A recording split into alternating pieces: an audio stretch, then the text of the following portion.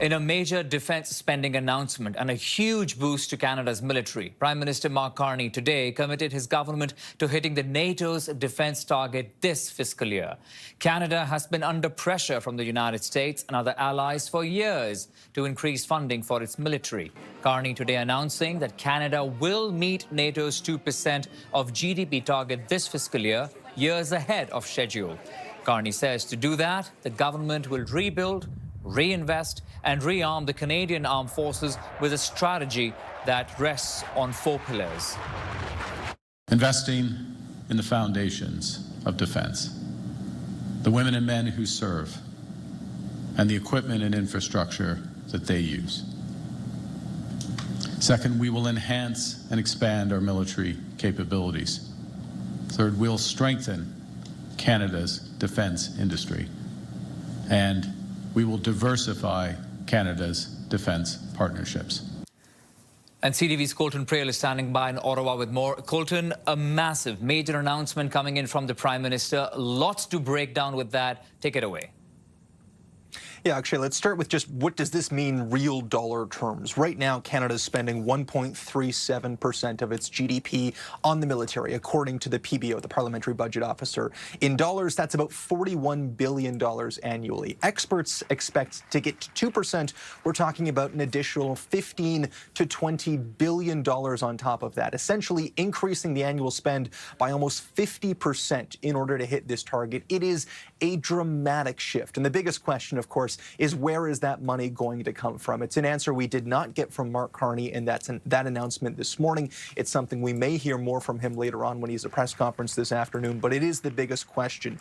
You highlighted the 4 key components that he'd like to see in this new strategy: investing in the people and the equipment. He talked about a pay raise for military members, enhancing and expanding our capabilities. He talked about making sure that the Coast Guard is militarized. That's a dramatic shift from its current priorities and mandate as a body, and it would likely require moving the Coast Guard under the portfolio of the Ministry of Defence. On top of that, strengthening the defence industry is something that Mr. Carney has talked about for quite some time, and in his talk today, or in his announcement today, he highlighted the creation essentially of a Canadian version of the U.S. DARPA. This would be called Borealis, or the Bureau of Research, Engineering and Advanced Leadership in Innovation and Science. Really, this is just focusing dollars on R&D specifically devoted for the military. It's something that Canada has talked about, has tried a few different times, but really hasn't had the same sort of extensive push for innovation with the military backing the innovation that we've seen in the United States. And then finally, diversifying our defense partnerships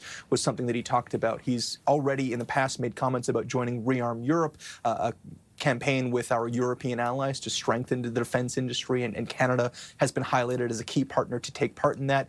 He also spoke about spending less dollars in the United States, but that's certainly going to be a challenge if we are going to be spending $15 to $20 billion this fiscal year on all of these different priorities, given that Canada's defense industrial base as it stands isn't at the point where it could handle that kind of increase and deliver some of the capabilities that the Prime Minister is talking about: new planes, new submarines, new radars, etc., on its own. And so this will absolutely involve our partners overseas. It will likely also involve dollars being spent in the United States as well. Finally, the one other thing I want to point out in this announcement that I think is really, really crucial to highlight, and it may have slipped under the radar for some viewers, is that Mark Carney also talked about creating a new defense policy.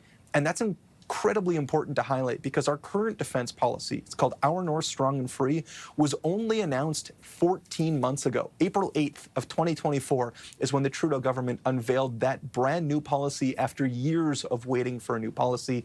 Already, we are seeing Mark Carney moving past that, and it certainly makes sense given the amount of expenditures that this is going to take. He talked about going past 2% in the years to come, and certainly that's something we're likely to see come out of NATO meetings at the end of this month as well, is a desire to move well beyond the 2% target that he says the government will hit this year. Yeah, that's an important point about the new defense policy for sure, and of course experts will be able to tell us more about what that policy entails, since we know the last one was just 14 months old, Colton. But about the fact you were mentioning that how pressure is mounting on the country, the truth be told, Canada is playing catch up. We know that 22 of the 32 nations already meet this 2% target, and Canada has been under pressure for a very long time to do that. And this announcement coming at a time, though, Colton, when US and NATO allies are talking about upping the entire spending to about 5% of the GDP.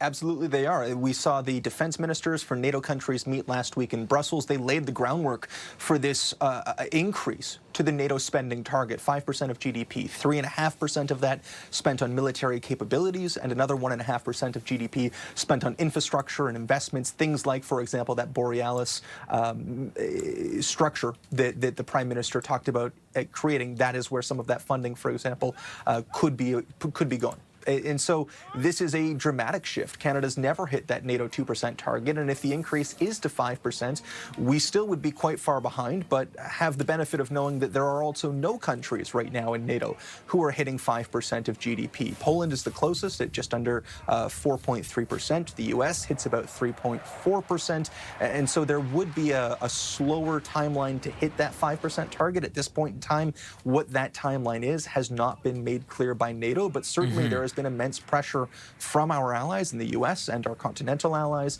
to increase our spending, and NATO itself is talking about a dramatic need for better aerial defenses, missile defenses, for example, specifically to deal with rising threats in Russia and China. We've seen incredible advancements in hypersonic missiles over the last few years. We've seen warfare change dramatically in Ukraine, certainly involving many more drones. That's something that Mark Carney talked about in his announcement today, and certainly that Canada is going to have to shift to modernize its military. And so there are a number of details in this announcement that are missing, where the money's coming from, what the changes look like exactly, what the timeline is, but all of it represents a seismic shift from where we were just a few months ago when Mark Carney campaigned on hitting this target of 2% by 2030.